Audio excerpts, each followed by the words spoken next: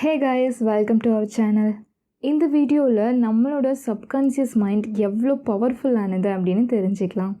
உங்கள் மைண்ட் எவ்வளோ பவர்ஃபுல்லானதுன்னு உங்களுக்கு தெரியுமா? உங்கள் நரம்புகளில் பிளட்டு எப்படி சரியான ப்ரெஷரில் ஃப்ளோ ஆகுது? உங்கள் ஹார்ட் பீட்டை எது உருவாக்குது? உங்கள் ஹார்ட்டை பீட் பண்ண சொல்லி எது கமெண்ட் பண்ணிகிட்ருக்கு?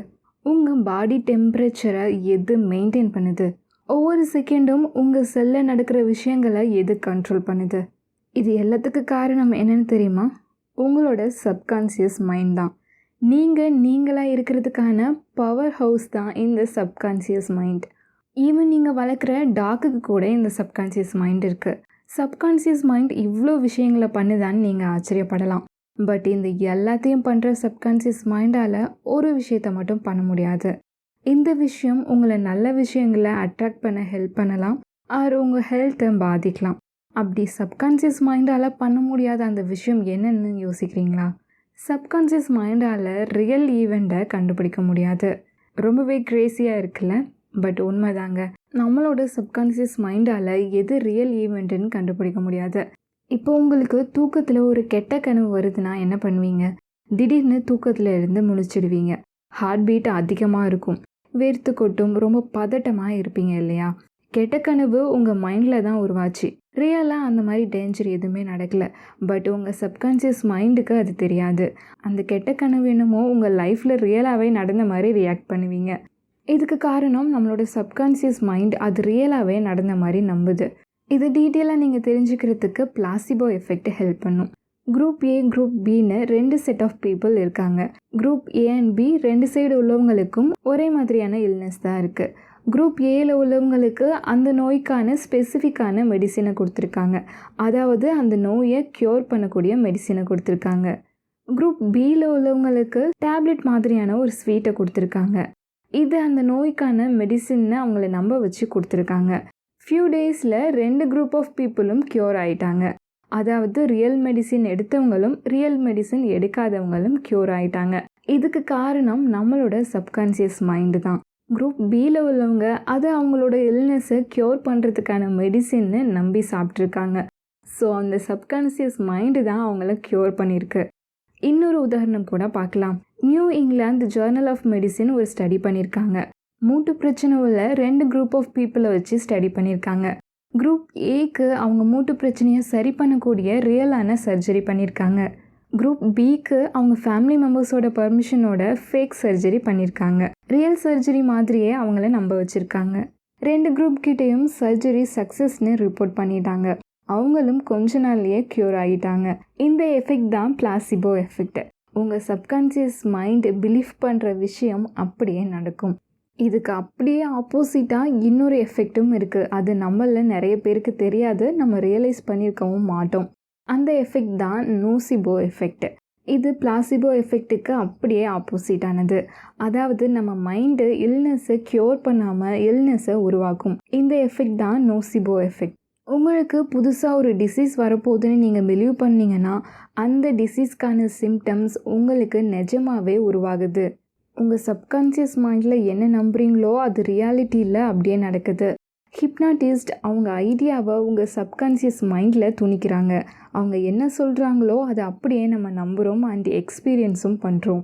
உங்களோட கையில் ஸ்பைடர் இருக்குன்னு சொன்னாங்கன்னா நம்மளோட கண்ணுக்கு நிஜமாகவே ஸ்பைடர் தெரியும். இது ஒரு இல்யூஷன் மாதிரி தான். இதுக்கு காரணமும் நம்மளோட சப்கான்ஷியஸ் மைண்ட் தான். 2 to 4% தான் நம்ம என்ன பண்ணுறோன்னு நம்ம டிசைட் பண்ணுறோம். பட் 96 to 98% நம்மளோட சப்கான்ஷியஸ் மைண்டு தான் நம்மளை கண்ட்ரோல் பண்ணுது, நம்மளோட டெசிஷன்ஸை கண்ட்ரோல் பண்ணுது. நம்ப முடியலைல்ல? உங்களுக்கு ஐஸ்கிரீம் சாப்பிட்றது ரொம்ப பிடிக்கும்னு வச்சுக்கலாம். இனிமேல் ஐஸ்கிரீம் சாப்பிடாதீங்கன்னு சொன்னால் கேட்பீங்களா? உங்களுக்கு ஸ்போர்ட்ஸ் பார்க்குறது ரொம்ப பிடிக்கும்னா இனிமேல் பார்க்காதீங்கன்னு சொன்னால் கேட்பீங்களா? கண்டிப்பாக உங்களால் கண்ட்ரோல் பண்ண முடியாது. ஏன்னா இது எல்லாமே நம்மளோட சப்கான்ஷியஸ் மைண்டோட கண்ட்ரோலில் தான் இருக்குது. நம்ம சப்கான்ஷியஸ் மைண்டில் நம்ம என்ன பிலீவ் பண்ணுறோமோ அது நம்ம ரியல் லைஃப்பில் நடக்குது. ஏதோ உங்கள் மனசில் நினைக்கிறீங்களோ நம்புறீங்களோ அந்த விஷயத்தால் நீங்கள் ஈர்க்கப்படுறீங்க. உங்களோட சப்கான்ஷியஸ் மைண்டில் என்ன இருக்கோ அதுதான் உங்கள் ரியாலிட்டி லைஃப்பை உருவாக்குது. இப்படிப்பட்ட உங்கள் சப்கான்ஷியஸ் மைண்டை எது ஷேப் பண்ணுதுன்னு தெரியுமா? ப்ராக்டிக்கலாக நீங்கள் எக்ஸ்போஸ் ஆகிற எல்லா விஷயங்களும் தான் உங்கள் சப்கான்ஷியஸ் மைண்டை உருவாக்குது. நீங்கள் பார்க்குற விஷயங்கள், நீங்கள் கேட்குற விஷயங்கள், நீங்கள் ஸ்மெல் பண்ணுற விஷயங்கள், நீங்கள் டேஸ்ட் பண்ணுற, ஃபீல் பண்ணுற விஷயங்கள், இது எல்லாமே தான் உங்கள் சப்கான்ஷியஸ் மைண்டை உருவாக்குது. டெலிவிஷனுக்கு வரலாம். ஒரு ஸ்கூல் படிக்கிற குழந்தை நார்மலாகவே கார்ட்டூன் சேனல் பார்க்கும். அதில் வர கிராஃபிக் சீன்ஸ் அவங்களோட மைண்டில் சிங்க் ஆயிடுது. அந்த கார்ட்டூனில் வர வயலன்ஸும் அவங்களோட மைண்டில் சிங்க் ஆகுது. இது அவங்களோட லைஃப்பை மோசமாக்கும். ஸோ குழந்தைங்க பார்க்குற கார்ட்டூன்ஸில் வயலன்ஸ் சீன்ஸ் வரக்கூடாதுன்னு கோர்ட்டில் கேஸ்லாம் நடந்திருக்கு. ரேடியோவில் நீங்கள் என்ன கேட்பீங்க? நீங்கள் கேட்குற ஒவ்வொரு சிங்கிள் வேர்டும் தாட்டும் உங்கள் மைண்டில் பதிஞ்சிடும். அது ஒவ்வொன்றும் ஒரு பர்டிகுலர் வைப்ரேஷனில் இருக்கும்.